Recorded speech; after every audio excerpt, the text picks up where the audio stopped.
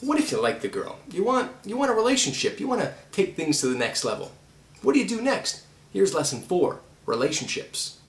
Make sure that you know where your relationship is heading, like where you guys are in the relationship, whether it's at first base or second base. And what I mean by that is like whether you guys are just casual or whether you guys are going to become more serious, whether this is leading towards marriage, because sometimes the woman will have a different idea that you guys are very serious and that, you know, that you might be the one for her.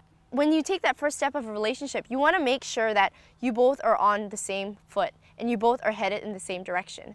Make sure that she knows that you care and that you appreciate her and stuff. Like, occasionally tell her sometimes, because a lot of girls can be insecure, and when you're in a long-term relationship, you get to the point where you're like, oh yeah, she knows that I love her, but she may not, and she may feel insecure.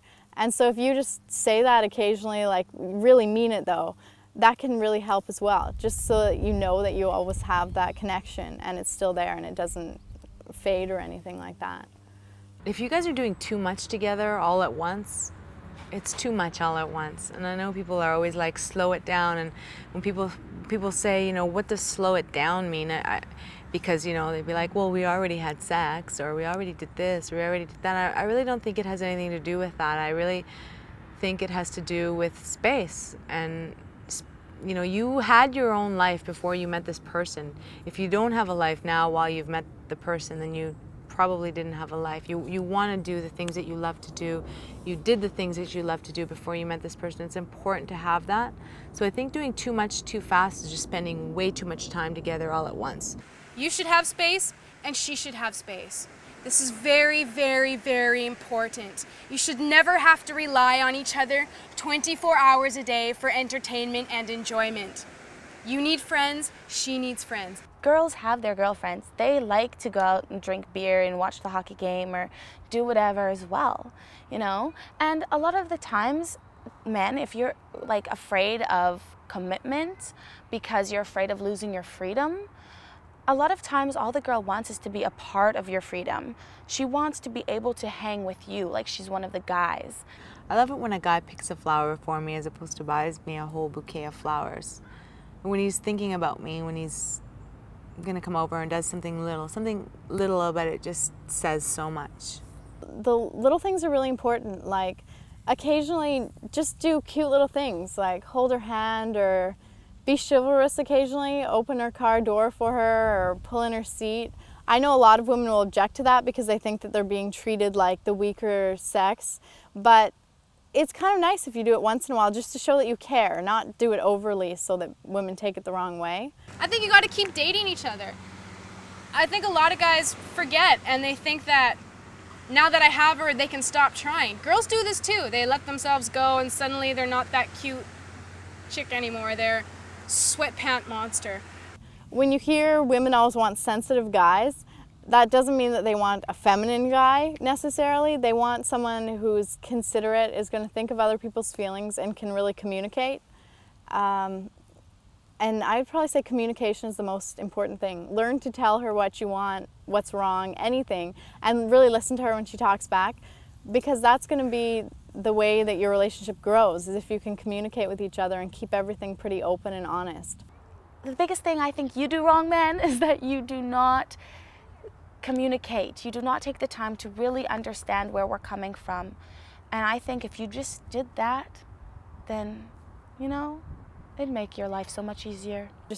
You have to listen and learn to talk about what you think is important and what you feel.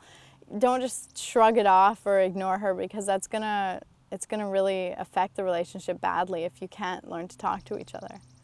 If you're coming home and you're pissed off about work and things just haven't been going right for you, don't take it out on her.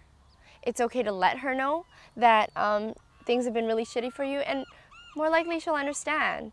If she doesn't understand, then, you know, help her to understand. She should be like your breath of fresh air and help you relieve that stress. So you spend time with her. You don't bring work home with you.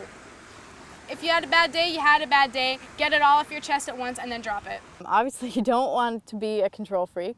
No one likes being controlled or too jealous. That can kill a relationship really fast, as if you're controlling or jealous. Basically because if you're really controlling, she's going to feel trapped, and that's going to lower her interest in you, and it's not going to be a happy relationship. You kind of have to let it go. Say that you're really jealous because she gets a lot of attention. As long as you trust her and there's a lot of trust in the relationship, there should be no need to either control or be jealous, because you know that you guys are together and she's coming home to you no matter how many guys are out there hitting on her. Guys will hit on anything with a pair of tits and a heartbeat. Don't freak out at her. It's not her fault she was born a woman. That's the reason why you're with her or dating her or want to go out on a date with her. So don't get all like freaked out if some dude starts talking to her. I don't know, take it as a compliment. You know, that this girl that's getting picked up by all these men, she is yours. You know, that you have someone that is that attractive and that is that beautiful, that she is wanted, you know?